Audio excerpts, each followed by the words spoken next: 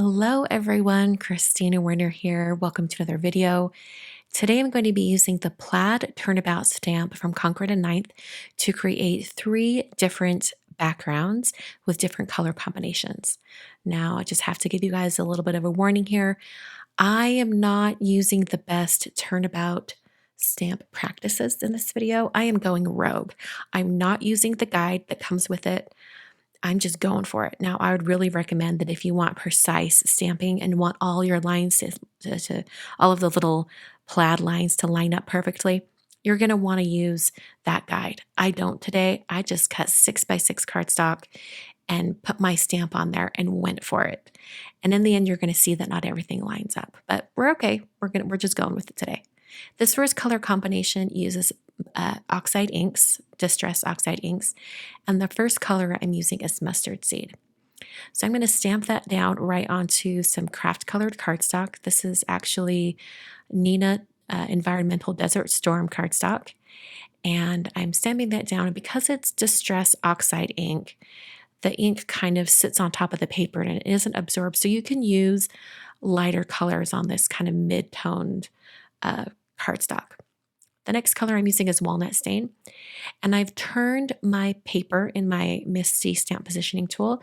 I've turned it 1 quarter clockwise. So now when I stamp down, those lines are going to be in a different area on the actual background, and I've got 2 different colors. So I'm going to turn it 1 more rotation to the right or clockwise, and I've cleaned off my stamp, and this time I'm going to use ripe persimmon. And this is going to kind of create kind of like fall colored plaid. Okay, so I'm stamping down the ripe persimmon. As you can see, it's a little splotchy, in particular on this color, but I'm not too worried about it because I think it kind of lends it to that textured fabric look. I think it looks really neat. The last color I'm using is aged mahogany. So I've cleaned off that stamp and I'm going in with the aged mahogany. And this is the very last color. You can use up to 4 colors with these turnabout stamps. And I like all 4 colors on this. Another great thing you can do is, and it's on the example of the plaid turnabout stamp, you could use 2 colors, but a dark and light version of each. That's a great way to get a good plaid color combination. So there's my first one on craft cardstock. I'm going to clean off my plaid turnabout stamp, and I'm going to go on to the next color combo. This one, I'm using some Midnight cardstock from Concord and Ninth, and this is going to all be heat embossed. So I'm using an anti-static powder tool to prep that area. And then for all of my stamping on this background, I'm going to be using a VersaMark ink pad. VersaMark's a very sticky ink. It's perfect for heat embossing because the ink's not going to dry immediately and it gives you time to apply your powder. I'm using metallic copper powder from Wow embossing powders. And at first I sprinkled it on over this coffee filter, and then I realized that the coffee filter was a little bit too small for how big this cardstock is. So I did struggle here for a minute, but in the end, it turned out to be just fine. I was able to funnel the extra powder back into the jar without any problems. I used my heat tool to melt the embossing powder. And as soon as you see that powder melt, you can move on to a different area. Keep that heat tool moving. You don't need to let it linger in any one place too long. So after I had that first one done, I placed it back in my MISTI, and then I kind of looked at it and made sure that I was rotating it 1 quarter clockwise. Then I'm stamping again in that VersaMark ink. And this time I'm going to be applying a different color of embossing powder. I'm using white embossing powder this time. This is Alabaster embossing powder from Brutus Monroe. And I'll just apply that all over the stamping and then tap off the excess. So now when I go in with my second layer of heat embossing and I heat set it, I'm going to be really cognizant of the fact that I already have powder on there. I'm going to try to not hit those areas too much. And it helps that my heat tool is nice and hot going into this one. I'm using my anti-static powder tool again for my 3rd rotation, and I'll stamp that once again in VersaMark ink. Doing different colors of embossing powder like this is kind of fun because you don't have to worry about cleaning your stamp. You can just keep stamping in the same exact ink. I'm now using gilded embossing powder from Brutus Monroe. So I've got that copper, which almost looks rose gold. I've got white, and now I have a gold. And I'll hit all of this until everything is melted. And you just want to tip it in the light, make sure you don't miss any spots. For this last stamping, I decided I really loved that copper color, so I'm actually going to do this one in copper again, just to make sure that I have a lot. And you'll notice this time I'm now using just a large sheet of paper to catch all of that embossing powder. And it was much easier to apply the embossing powder this way. I'll hit it with my heat tool until everything is melted. And then we have our finished plaid background. I love this one. It looks so great with all that metallic. I think it turned out really, really great. For my third plaid stamping, I'm using white cardstock. This is Neenah Classic Crest Solar White, 110-pound cardstock. And I'm using all Concord and 9th inks. I'm starting out with the color Peacock, and I'll stamp that down. And it's such a nice, dark teal shade. I think it's really, really pretty, almost like a dark blue teal. Sometimes teal can kind of lean more towards green, but I think this one's a little bit more blue. I think it's really, really pretty. And it's going to create a great autumn color palette. I'm now using the color Mushroom, which is this really nice kind of cool toned brown. It's kind of almost got like a greenish tint to it. I love this color. I'm now using the color Wheat, which coincidentally actually matches that craft color of cardstock I was using earlier. So I'll stamp that down. And then the last color that I'm going to use for this grouping is Stardust. Stardust is one of those colors that's so unusual. It's kind of like a dark gold, it's just a strange color, but it's perfect for autumn color combinations. So I'll stamp that down, and then you can see in the finished pattern how well those colors go together. I love these. I'm going to use those same inks again here in just a minute. So here are all three of my plaid backgrounds. And like I said earlier, they're not lined up perfectly on the edges because I didn't use that guide in the Turnabout stamp set. But if you want yours to line up perfectly, please, please, please use that guide. I'm now going to use the Autumn Hues stamp set and dies to do my greetings for my cards. I love all the greetings in this one, and I was looking at it and I thought, you know what, the two largest greetings, the Let Us Be Thankful and the My Favorite Color is Autumn, would be perfect for these cards.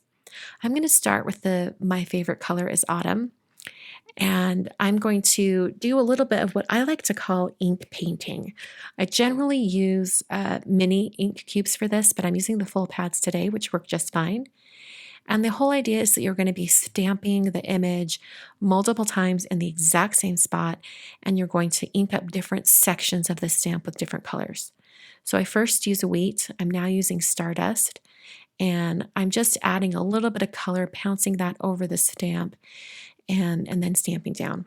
The one thing you have to remember, it's crucial when you're doing ink painting on your stamps, is that you're going to need to reposition that cardstock in the corner of your MISTI every time. You want to check that multiple times, because if that cardstock shifts even a little bit, it won't line up right. I'm now using the color Peacock. I'm just painting my ink onto my stamp. I'm going to check that cardstock one more time and then stamp down. And you can see that it starts to fill in all of those gaps on the stamp itself. All right, so now I'm going to move to that fourth color, which is Mushroom. And I'm looking over at my stamped image and then back to the stamp and trying to fill in those areas that need the most color. So there's that kind of gap right through the L and O on color, and I've made sure that I have that covered in the Mushroom ink. I still had a little gap right there in the center, so I went back to the Wheat ink and I put that right across the center just to fill in that gap. And then I can stamp down and it fills in that area right there in the center in between the L and O. So here's my multicolor ink painted stamp. I think it looks so neat. It turned out great. I love that color combination. I decided to use the same exact technique, but with the Oxide inks on one of the other gradings. I've never done this particular technique with Oxide inks, and it does have a little bit of a different look because Oxides are more opaque in nature, so they don't really overlap and mix in color. They just layer on top, which is a little bit of a different look, but I think it still turned out great. It just has a different result when you use a different type of ink. And I went back and forth with these inks quite a bit, adding more yellow, adding more red, and just trying to get more color, kind of filling in all of those gaps. In the end, I was left with a great result, and it's going to match my plaid stamping perfectly. Add a little more yellow on those corners, a little more red up there at the top, and then I have my finished piece here. So you can see how those colors just layer a little bit differently than they do the inks from Concord and Ninth. Okay, so for my third greeting, I'm using that same sort of medallion shape, but this time I'm going to heat emboss it and use that copper heat embossing powder so that everything matches. So I just stamped that in VersaMark ink, and then I sprinkled on that metallic copper embossing powder. Sprinkle that on and then tap off the excess, and then hit that with my heat tool. You can see how the color of the powder even changes as I heat this. So to put these cards together, I decided for the white background plaid, I would have the grading right across the center and then have plaid above and below. I also grabbed a little bit of peacock cardstock so that I could have a little strip kind of peeking out from the edge. And I did that for the bottom plaid section and also for the top plaid section on my card. I put some foam adhesive underneath those plaid sections, and then I adhered them directly to my card base. I had already adhered the grading to the card base itself, so all I had to do was add the plaid right on top. So I added both of those in just the top and bottom, and that finishes off that card. As far as the other two cards go, I thought about using those leaves that are die cut off to the side, decided not to, and decided to just keep it super, super simple. And all I did was put some foam adhesive behind the grading and put it directly on top of that plaid. I kept it really, really simple. So here are all three cards. I really love how those plaids turned out. Each of them have a different look, a different feel, but equally as fun. So if you want to check out that Plaid Turnabout stamp, make sure you check out the links down below. I've linked to all of my supplies, including the inks and stamps and the dies, everything I've used today. Thanks for watching, and I will be back with another card video very soon.